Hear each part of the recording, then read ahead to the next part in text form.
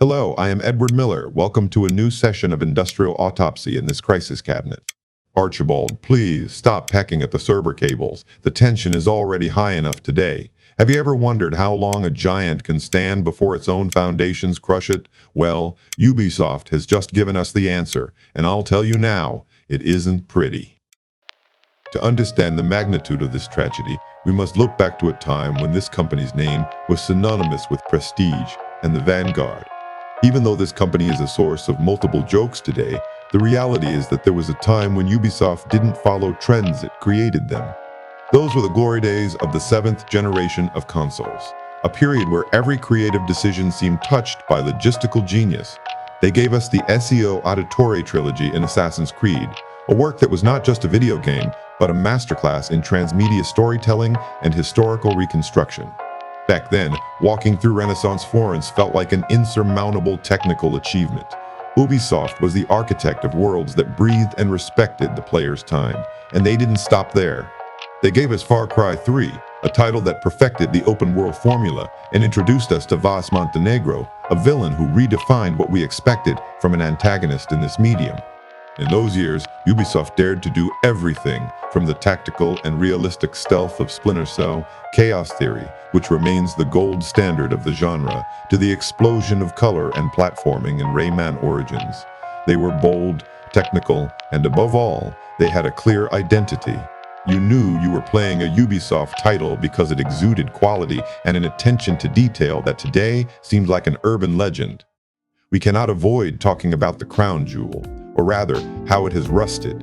If we analyze Assassin's Creed under the microscope, we see the greatest evidence of this erosion. In the Bow 4, the saga focused on the assassin's fantasy.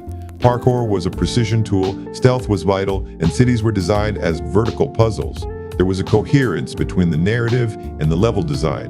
Ubisoft understood that less is more if that less is polished to perfection. Every assassination was the climax of strategic planning. In the now, the saga has mutated into a shapeless mass of generic RPG mechanics. Parkour has been automated to the point of losing all sense of risk, and cities have been replaced by empty expanses of land designed to artificially lengthen the game's duration. We have moved from dense, meaningful maps to worlds of hundreds of square kilometers filled with irrelevant points of interest. The assassin's identity has been diluted in a sea of levels, gear stats, and microtransactions. Ubisoft stopped designing experiences and started designing user retention metrics. The release of Assassin's Creed Shadows is the culmination of this process, a brand dragging the weight of an exhausted formula and a management that prefers quantity over historical or mechanical relevance. Look at the current landscape. Observe the rubble of what used to be a creative powerhouse. Today's Ubisoft is a wandering shadow trapped in an infinite cycle of mediocrity and repetition. We have gone from the elegance of Sam Fisher's movements to the absolute confusion of games like Skull and Bones, a title that was pretentiously labeled the first Quadruple A game in history, only to prove that neither 10 years of development nor astronomical budgets can save a soulless project. Ambition has been replaced by bureaucracy and aggressive microtransactions.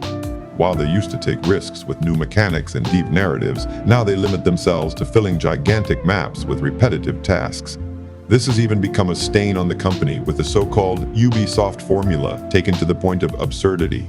Towers to climb, camps to clear, and a compass full of icons that feel more like an office to-do list than an exciting adventure. The magic has evaporated, leaving behind only a hollow game structure designed to extract every last cent from players. They have turned art into an automated assembly line that has lost contact with its audience. This decadence is not just creative, it is a hemorrhage of failed projects that would make any serious logistics manager cry. The cancellation list is a cemetery of illusions. The Prince of Persia, the Sands of Time remake has entered a development hell so deep it has passed through multiple studios and reboots, becoming the laughingstock of the industry.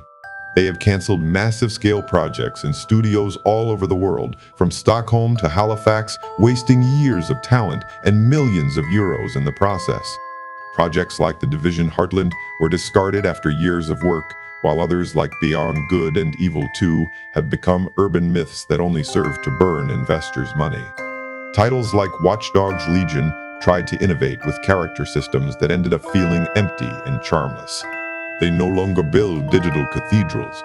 They only erect houses of cards that collapse at the slightest breath of financial reality. The lack of clear direction at the top has turned Ubisoft into a ship adrift in an ocean of debt and bad decisions.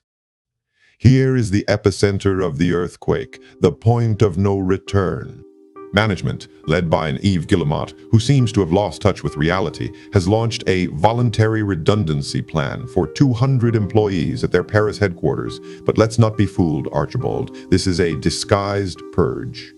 At the same time, they have decided to unilaterally eliminate remote work, forcing developers back to the office 3 days a week after having promised total flexibility.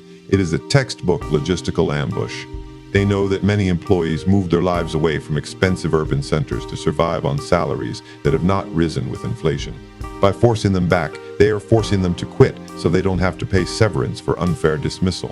It is a cynical and low move. That is why the French unions have said enough. They have called for a general strike this February 2026, a war cry against a management that prefers to save its own annual bonus over the well-being of the families who build their games. The financial situation is the exact reflection of this human disaster. They have lost 95% of their stock market value in less than a decade. A company that used to be the pride of Europe is now worth less than a fraction of its direct competitors. Ubisoft is the final warning for the entire entertainment industry. You cannot ignore technical excellence or respect for the worker just to feed a quarterly profitability algorithm. When you stop making games for people and start making products for shareholders, the result is the systemic collapse we are witnessing. However, Archibald, we must be fair in our scientific analysis. If we dissect their current games in isolation, we realize an uncomfortable truth. They are not necessarily bad games in the strict technical sense. Assassin's Creed Valhalla, Shadows, or Far Cry 6, to mention a few, are competent products with high production values, visually impressive worlds, and even decent stories. And this is where we see that the problem is not a lack of budget or base talent. The problem is that the formula is totally burnt out. It is like going to a luxury restaurant and being served the same dish with the same ingredients for 10 years straight. The first time was a delight. The fifth was acceptable, but by the 10th, the palate simply rebels. Ubisoft has confused consistency with stagnation. They have polished their structure so much that they have eliminated every trace of friction, surprise, or discovery.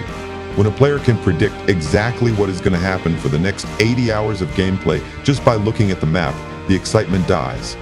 It's not that the game is a disaster, it's that the experience has become irrelevant through pure systemic repetition. If you want to understand how to prevent your common sense from being eroded by these soulless corporations, this is your trusted office. The Ubisoft case will be studied in economics departments as the perfect example of how to destroy an empire from within due to a fear of innovation. Archibald, turn off the lights and double lock the door. Tomorrow there will be more remains to analyze in this morgue of the AAA industry. Thank you for your attention and time. This was Miller reporting from the front lines of rationality. Until the next report.